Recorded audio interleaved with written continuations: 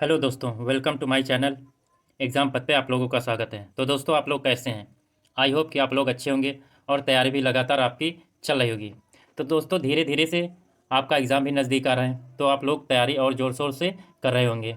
तो इसको देखते हुए मैं एक ही वीडियो में लगभग में सब कुछ कवर करने की कोशिश कर रहा हूँ।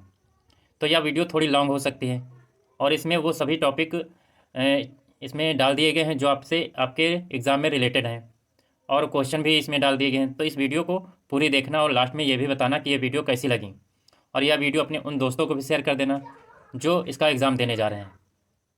तो ज़्यादा समय ना गंवाते हुए वीडियो को स्टार्ट करते हैं। तो चलिए देखते हैं।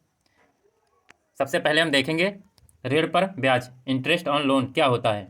यदि व्यवसाय में पूंजी के अभाव के कारण बाहर से ऋण लिया जाता है तो इस पर ब्याज भी देना पड़ता है।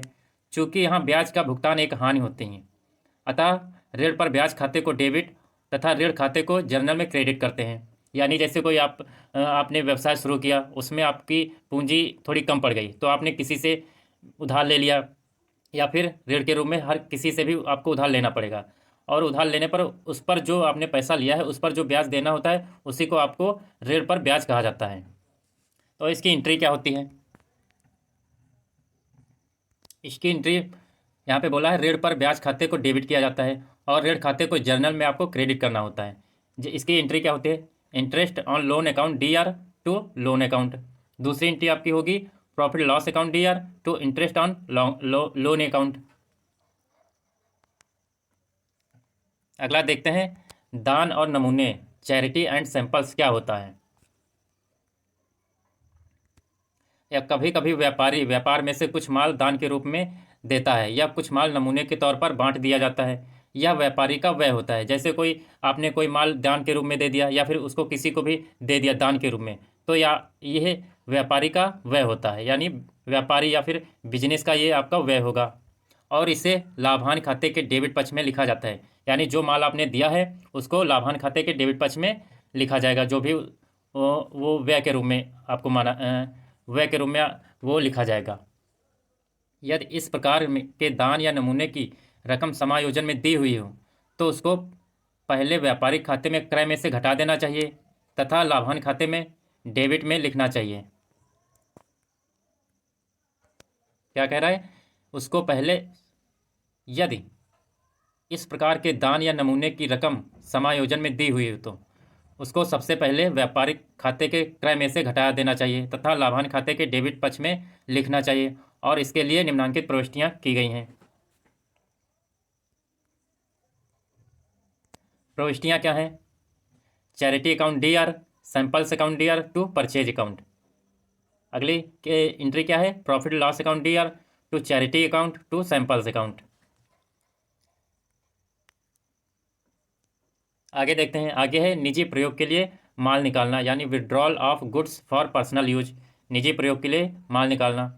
कभी कभी व्यापारी व्यापार में से कुछ माल अपने व्यक्तिगत प्रयोग के लिए निकाल लेता है, जो कि व्यापारी का आहरण माना जाता है, और इसका समायोजन करने के लिए व्यापारिक खाते में क्रय खाते को कम कर दिया जाता है तथा चिट्ठे में दायित्व पक्ष में आहरण खाते में जोड़ दिया जाता है। इसके लिए इसकी निम्न प्रविष्टि नीचे की गई हैं। जैसे कि आपने व्यापार से कुछ अपने प्रयोग के लिए कुछ भी निकाल लिया है तो वो आपका आहरण होता है, और इसको समायोजन करने, यदि आपका ये आहरण समायोजन में दिया है तो व्यापारिक खाते के क्रय में कम कर दिया जाता है और इसको चिट्ठे में दायित्व पक्ष में से आहरण खाते में जोड़ दिया जाता है। इसकी एंट्री क्या होती है? इसकी एंट्री होती है drawing account DR to purchase account, being goods taken out by proprietor for personal use. अगला है पूंजी पर ब्याज, इंटरेस्ट ऑन कैपिटल। पूंजी पर दिया जाने वाला ब्याज व्यापारिक हानि है। यद्यपि पूंजी लगाने वाले को लाभ है, इसलिए पूंजी के ब्याज के लिए ब्याज खाता डेबिट और पूंजी खाते को क्रेडिट किया जाता है। इसकी एंट्री होगी interest account DR to capital account.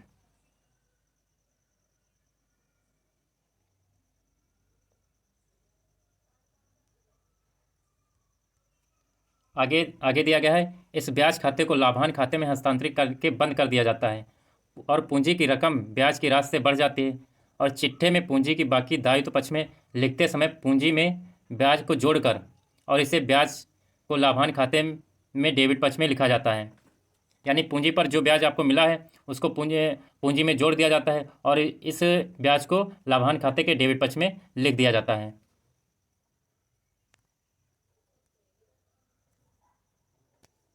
अगला है आहरण पर ब्याज, इंटरेस्ट ऑन ड्राइंग। जब व्यवसायी अपने निजी प्रयोग के लिए व्यवसाय से कोई राशि निकालता है तो इसे आहरण खाता कहा जाता है। यदि इस आहरण पर ब्याज की कोई राशि देय होती है तो यह व्यवसाय के लिए लाभ तथा व्यवसाय के लिए हानि होती है। इसलिए आहरण खाता डेबिट और ब्याज खाता क्रेडिट किया जाता है। इसकी जर्नल एंट्री क्या होगी? Drawing account DR to interest account. आगे दिया गया है कि ब्याज की राशि को लाभ में हानि खाते में हस्तांतरित किया जाता है और चिट्ठे में पूंजी की राशि में से आहरण का ब्याज आहरण में जोड़कर फिर इसे घटाया जाता है। यानी कैपिटल से आपको ये आहरण पर जो ब्याज दिया जाता है वो घटाया जाएगा।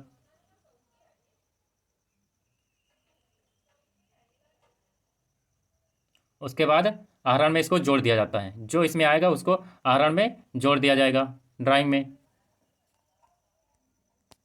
तथा आहरण पर ब्याज की राशि को लाभांश खाते के क्रेडिट पक्ष में दिखाया जाता है।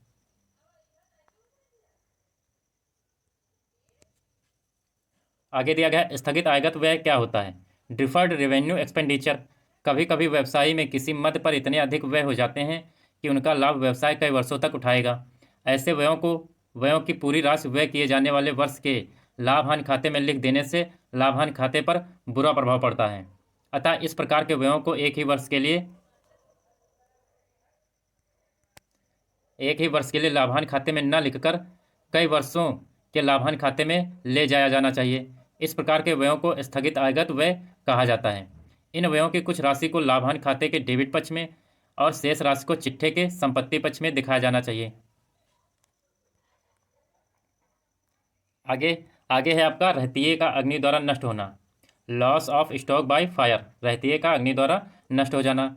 यदि व्यवसाय के अंतर्गत विद्यमान रहतिया किसी भी कारण या पूर्णतः या आंशिक रूप से नष्ट हो जाता है, साथ ही इस माल के संबंध में पूर्व में बीमा की व्यवस्था नहीं की गई है, तो इसका आशय है रहतिये की हानि से। अतः यहाँ स्टॉक के संबंध में हानि को मान करके जर्नल में लेखा किया जाएगा। इसकी एंट्री क्या होगी? Profit loss account DR to trading account. यदि स्टॉक का बीमा कराया गया है तो उसकी एंट्री क्या होगी? Insurance claim account DR to trading account. उसकी एंट्री ये होगी।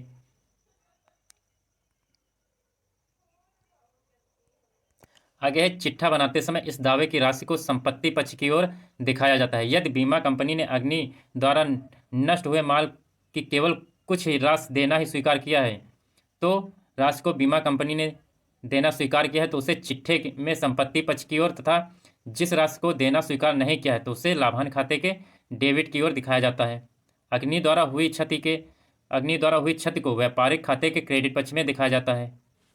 यानी जो अग्नि के द्वारा क्षति हुई है उसको व्यापारिक खाते के क्रेडिट पक्ष में दिखाया जाएगा। और इसकी एंट्री क्या होगी? Journal entry. Insurance claim account DR। जो राशि मिलने की आशा है उसको लिखेंगे तो इंश्योरेंस क्लेम अकाउंट DR, और जो राशि नहीं मिलने की आशा है तो profit loss account DR to trading account.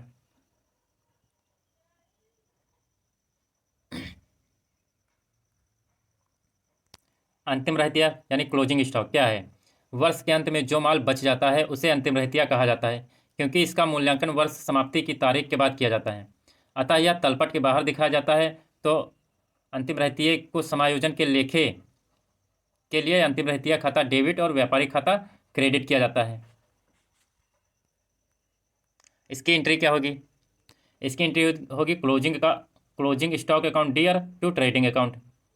ये इसकी एंट्री होगी। अब आपके 20 क्वेश्चन हैं, तो इनको ध्यान से पढ़िएगा। ये बहुत ही इंपॉर्टेंट क्वेश्चन है। इसमें कम से कम 2 या 3 आपके एग्जाम में जरूर देखने को मिलेंगे। तो चलिए पहला क्वेश्चन स्टार्ट करते हैं। पहला क्वेश्चन, तलपट के नीचे जो सूचनाएं दी होती हैं उसे किस नाम से जानते हैं? जर्नल, समायोजन, खाता बही या इनमें से कोई नहीं? तो तलपट के नीचे जो सूचनाएं दी जाती हैं उसे समायोजन के नाम से जाना जाता है। ऑप्शन बी सही है। किस नाम से? समायोजन के नाम से जाना जाता है। अगला क्वेश्चन, क्वेश्चन नंबर 2। स्थायी संपत्ति के निरंतर प्रयोग से उसके मूल्य में होने वाली कमी को लेखांकन में क्या नाम देते हैं? ब्याज, आहरण, ह्रास या इनमें से सभी? स्थायी संपत्ति के निरंतर प्रयोग से उसके मूल्य में जो कमी होती है उसको लिखते समय उसको किस नाम से बुलाया जाता है? तो उसको ह्रास के नाम से। किस नाम से? ह्रास, डिप्रिसिएशन। डिप्रिसिएशन के नाम से बुलाया जाता है। ऑप्शन सी सही है, 2 का सी। अगला क्वेश्चन, क्वेश्चन नंबर 3। क्वेश्चन है, व्यापार के स्वामी द्वारा व्यक्तिगत प्रयोग के लिए जो राशि व्यापार के से निकाली जाती है उसे किस नाम से जानते हैं? आहरण, ब्याज, ह्रास या फिर इनमें से कोई नहीं? तो व्यापार के स्वामी द्वारा व्यक्तिगत प्रयोग के लिए जो राशि निकाली जाती है उसे आहरण यानी ड्राइंग कहा जाता है। ड्राइंग कहा जाता है। ऑप्शन ए सही है, 3 का ए सही है। अगला क्वेश्चन, क्वेश्चन नंबर 4। क्वेश्चन है, यदि अंतिम रहतिया तलपट के अंदर दिया गया है तो उसका लेखा किस खाते में किया जाएगा? लाभांश खाते में, व्यापारिक खाते में, रोकड़ खाते में या फिर आर्थिक चिट्ठा में? तो यदि अंतिम रहतिया तलपट के अंदर दिया गया है तो उसका लेखा आपको आर्थिक चिट्ठा में यानी बैलेंस शीट में करना होगा। कहाँ पे करना होगा? बैलेंस शीट में।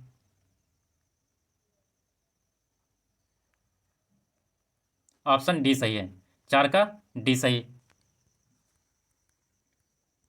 अगला क्वेश्चन, क्वेश्चन नंबर 5। क्वेश्चन है, यदि ह्रास की राशि तलपट के अंदर ही दी गई हो तो उसका लेखा किस खाते में किया जाएगा?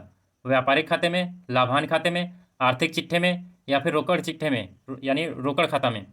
यदि ह्रास की राशि तलपट के अंदर दी गई है तो उसका लेखा आपका प्रॉफिट एंड लॉस अकाउंट में, लाभांश खाता में किया जाएगा। किसमें? लाभांश खाते में। ऑप्शन बी सही है, 5 का बी सही है। अगला क्वेश्चन, क्वेश्चन नंबर 6। प्रावधान एक सामान्य संचय है, विशिष्ट संचय है, पूंजीगत संचय है या इनमें से कोई नहीं? तो प्रावधान आपका विशिष्ट संचय है। कौन सा? विशिष्ट। ऑप्शन बी सही है। अगला क्वेश्चन, क्वेश्चन नंबर 7। क्वेश्चन है, एक व्यवसाय द्वारा लाभ या हानि को निर्धारित करने के लिए तैयार कथन क्या कहलाता है? क्वेश्चन है, एक व्यवसाय द्वारा लाभ या हानि को निर्धारित करने के लिए तैयार कथन आपका क्या कहलाता है? स्थिति विवरण, परिचालन विवरण, लाभांश विवरण या फिर उपरोक्त सभी? तो इसका सही आंसर ऑप्शन सी। एक व्यवसाय द्वारा लाभांश को निर्धारित करने के लिए तैयार कथन आपका लाभ या हानि विवरण कहलाता है। ऑप्शन सी सही है, 7 का सी। अगला क्वेश्चन, क्वेश्चन नंबर 8। क्वेश्चन है, तलपट तैयार करने से कौन सी त्रुटि का पता चलेगा? ऑप्शन ए, पूंजीगत व्यय को राजस्व व्यय के रूप में माना गया है। ऑप्शन बी, डेबिट और क्रेडिट दोनों के रूप में गलत राशि दर्ज की गई है। ऑप्शन सी, लेन देन की पूर्ण चूक। ऑप्शन डी, एक गलत राशि डेबिट के रूप में 2 बार दर्ज की गई है। तो इसका सही आंसर है ऑप्शन डी, क्योंकि तलपट तैयार करने से एक बार एक गलत राशि डेबिट में 2 बार दर्ज हो गई है, इसलिए तलपट में त्रुटि हो गई है। तो इसलिए इसका सही आंसर ऑप्शन डी सही है। अगला क्वेश्चन, क्वेश्चन नंबर 9। क्वेश्चन है, लाभांश खाते के प्रतिकूल शेष को क्या कहा जाता है? देनदारियों को जोड़ना चाहिए, संपत्तियों में से घटाना चाहिए, पूंजी से घटाना चाहिए या फिर उपरोक्त में से कोई नहीं? तो लाभांश खाते के प्रतिकूल शेष को पूंजी से घटाना चाहिए। किससे घटाना चाहिए? पूंजी से। ऑप्शन डी सही है, सॉरी सी, 9 का सी सही है। अगला क्वेश्चन, क्वेश्चन नंबर 10। क्वेश्चन है, तलपट में यदि मजदूर को वेतन के साथ जोड़ दिया जाए और इस वेतन और मजदूरी के रूप में दिखाया जाए तो यह किस में अभिलिखित होगा? व्यापार खाते में, लाभांश खाते में, तुलन पत्र में या फिर स्वामित्व खाते में? तो यह लाभांश खाते में लिखा जाएगा। ऑप्शन बी सही है। तलपट में यदि मजदूर को वेतन के साथ जोड़ दिया जाता है, जैसे तलपट में यदि मजदूर को वेतन के साथ अगर जोड़ दिया जाता तो उसे लाभांश खाते में दिखाया जाएगा। ऑप्शन बी सही है। अगला क्वेश्चन, क्वेश्चन नंबर 11। क्वेश्चन है, एक ग्राहक से अशुद्ध ऋण वसूला गया है तो वह तुलन पत्र में देनदारों से काटा जाएगा, तुलन पत्र में देनदारों में जोड़ा जाएगा, लाभांश खाते में जमा किया जाएगा या तुलन पत्र में इस तरह से दर्ज किया जाएगा? तो लाभ और हानि खाते में जमा किया जाएगा। एक ग्राहक से आपने अशुद्ध ऋण वसूला है तो उसको लाभांश खाते में जमा किया जाएगा। ऑप्शन सी सही है। कौन सा? ऑप्शन सी, 11 का सी। अगला क्वेश्चन, क्वेश्चन नंबर 12। क्वेश्चन है, फैक्ट्री में आग लगने से होने वाली हानि को किसमें दर्ज किया जाता है? तुलन पत्र में, बीमा खाता में, लाभांश विवरण में, या फिर कारखाना खाता में? तो फैक्ट्री में आग लगने से होने वाली हानि को आपको लाभांश खाते में दर्ज किया जाएगा। इसमें लाभांश खाते में। ऑप्शन सी सही है, 12 का सी। अगला क्वेश्चन, क्वेश्चन नंबर 13। क्वेश्चन है, व्यापार खाते में क्या निकाला जाता है? व्यापार खाते से क्या निकाला जाता है? विक्रय माल की लागत, सकल लाभ, शुद्ध लाभ, या फिर परिचालन आय? तो व्यापार खाते से सकल लाभ निकाला जाता है। क्या? सकल लाभ निकाला जाता है, यानी ग्रॉस प्रॉफिट।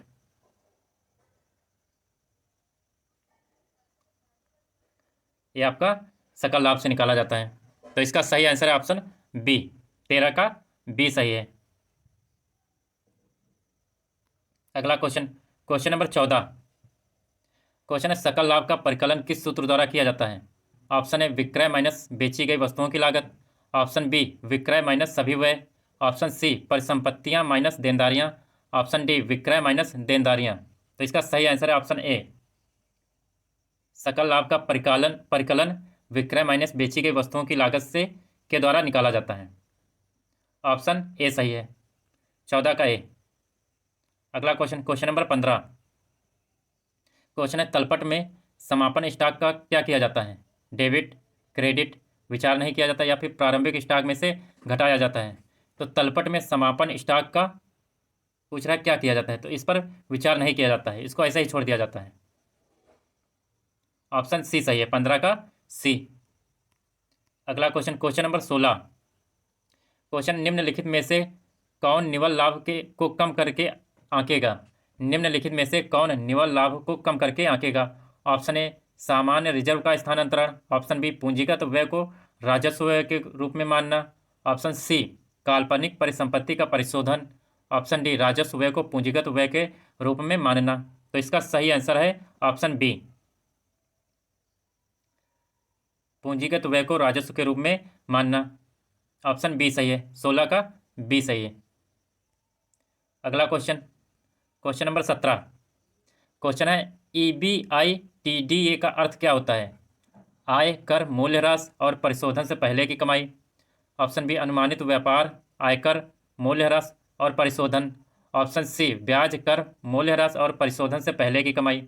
ऑप्शन डी, अनुमानित व्यावसायिक ब्याज, कर, मूल्यह्रास और परिशोधन। तो इसका सही आंसर है ऑप्शन सी, ब्याज, कर, मूल्यह्रास और परिशोधन से पहले की कमाई। ऑप्शन सी सही है, 17 का सी। अगला क्वेश्चन, क्वेश्चन नंबर 18। क्वेश्चन है, गैर विनिर्माण व्यावसायिक संस्थाओं के संबंध में अंतिम खाते शब्द में शामिल है व्यापार खाता, लाभ और हानि खाता, तुलन पत्र। ऑप्शन ए, केवल एक सही। ऑप्शन बी, 1 और 3 सही। ऑप्शन सी, 1, 2, 3 तीनों सही। या फिर ऑप्शन डी, 1 और 2 सही। तो इसका सही आंसर है ऑप्शन सी, ये तीनों सही हैं। गैर विनिर्माण व्यावसायिक संस्थाओं के संबंध में अंतिम खाते शब्द इन तीनों में शामिल है। ऑप्शन सी सही है, 18 का सी। अगला क्वेश्चन, क्वेश्चन नंबर 19। क्वेश्चन है, अंतिम खातों के संबंध में निम्नलिखित में से कौन सा कथन गलत है? ऑप्शन ए, यदि किसी खाते का बैलेंस ट्रायल बैलेंस के डेबिट पक्ष में है जहां लाभ पहले ही समाप्त हो चुका है तो इसे एक खर्च के रूप में माना जाता है। ऑप्शन बी, किसी संपत्ति को जब अधिग्रहित किया जाता है तब यह व्यय में वृद्धि करती है और जब इसका उपभोग किया जाता है तो यह लागत में वृद्धि करती है। ऑप्शन सी, यदि व्यापार खाते का डेबिट पक्ष उसके क्रेडिट पक्ष से अधिक हो जाता है तो बैलेंस को सकल लाभ कहा जाता है। ऑप्शन डी, बेचे गए माल की बिक्री रहित लागत बराबर सकल लाभ। तो इसका कौन सा सही आंसर है? तो इसका सही आंसर है ऑप्शन सी, यदि व्यापार खाते का डेबिट पक्ष उसके क्रेडिट पक्ष से अधिक हो जाता है तो बैलेंस को सकल लाभ कहा जाता है। ऑप्शन सी सही है, यानी उसको सकल लाभ नहीं कहा जाता। अगला क्वेश्चन, क्वेश्चन नंबर 20। 28 मार्च 2019 को आग लगने से 10,000 रुपये के मूल्य का रहतिया नष्ट हो गया। बीमा कंपनी ने पूरा दावा स्वीकार कर लिया। 31 मार्च 2019 को अंतिम खाते बनाते समय उसे दिखाया जाएगा केवल व्यापारिक खाते में, केवल लाभांश खाते में, व्यापारिक एवं लाभांश दोनों खातों में, व्यापारिक खाते एवं तुलन पत्र दोनों में। तो उसको व्यापारिक खाते और तुलन पत्र दोनों में दिखाया जाएगा। ऑप्शन डी सही है। कौन सा? ऑप्शन डी सही है। तो दोस्तों ये बताना कमेंट बॉक्स में कि ये वीडियो आपको कैसी लगी। वीडियो अच्छी लगी हो तो वीडियो को लाइक, शेयर और चैनल को सब्सक्राइब करना और अपने दोस्तों को भी शेयर कर देना। जो भी हमारे चैनल पर नए हैं वो भी शेयर करें, सब्सक्राइब करें। और अगली वीडियो कल लेकर फिर से आऊँगा, तो लगातार हमारे चैनल से जुड़े रहें। इसी प्रकार की वीडियो लेकर आऊँगा जो आपके पेपर की दृष्टि से बहुत ही हेल्पफुल रहेगी। तो आज के लिए धन्यवाद।